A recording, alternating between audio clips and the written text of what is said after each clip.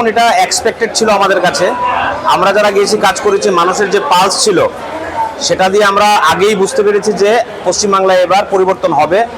এবং সেটা লড়াইটা ছিল সাধারণ মানুষ বনাম মমতা ব্যানার্জি এবং তৃণমূল।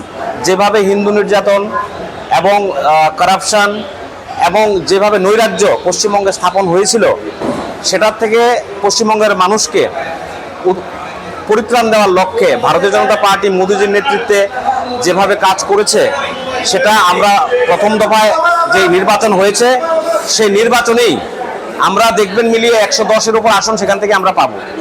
তো মোটামুটি এটা আমাদের এক্সপেক্টেড ছিল। যেভাবে অবশ্যই আমি ধন্যবাদ জানাবো নির্বাচন কমিশনকে যে এত সুন্দর নির্বাচন করিয়েছে, যেটা কোনোদিন পশ্চিমবঙ্গ দেখেনি। কোনো মার্ডার হয়নি, গুলি চলেনি, বোমাবাজি হয়নি। মানুষ ভোট দিতে পেরেছে, তখনই আমরা বুঝে গেছি যে এখানে এবার সরকার প্রতিষ্ঠিত হবে ভারতীয় জনতা পার্টির।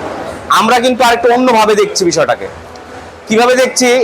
পশ্চিমবঙ্গের সঙ্গে সঙ্গে আমাদের আসামে নির্বাচন হয়েছে, সেখানেও আমাদের সরকার প্রতিষ্ঠিত হচ্ছে। পদুচেরিতে আমাদের সরকার হচ্ছে।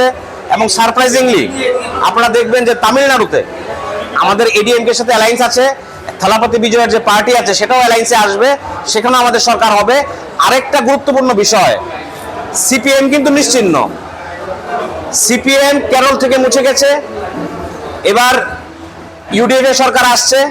পশ্চিমবঙ্গে কোনো সিট পাবে বলে আমাদের ধারণা নেই। এবং পুরো ভারতবর্ষ থেকে কিন্তু সিপিএম মুছে গেছে।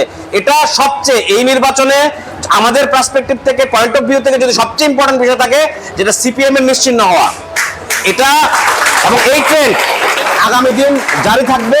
এবং পুরো ভারতবর্ষ ভারতীয় জনতা পার্টি, কারণ ভারতীয় জনতা পার্টি একমাত্র পার্টি যেটা ন্যাশনালিজম এবং আমাদের যে রাষ্ট্রবাদ এবং ইন্ডিয়া ফার্স্ট এবং আমাদের সেলফ লাস্ট, এই যে বিষয়টা যেটা রাখছে এবং যে নীতি নিয়ে ভারতবর্ষের মধ্যে ভারতীয় জনতা পার্টি চলছে, এবং এই যে ধারণা এবং এই বিচারধারা ধীরে ধীরে ধীরে ধীরে প্রত্যেকটা জায়গায় সঞ্চারিত হবে।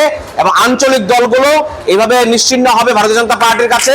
এবং এক ভারত শ্রেষ্ঠ ভারত, বৈভবশালী ভারত মোদিজির নেতৃত্বে তৈরি হবে। এবং আমি আগাম বলে দিচ্ছি আপনাদের, আমাদের আগামী 28 সালের নির্বাচন বলুন বা আগামী 15 বছরের নির্বাচন বলুন, এই রাজ্য থেকে ভারতীয় জনতা পার্টিকে সরানো অসম্ভব। আজকের এই জয় তাই প্রমাণ করছে।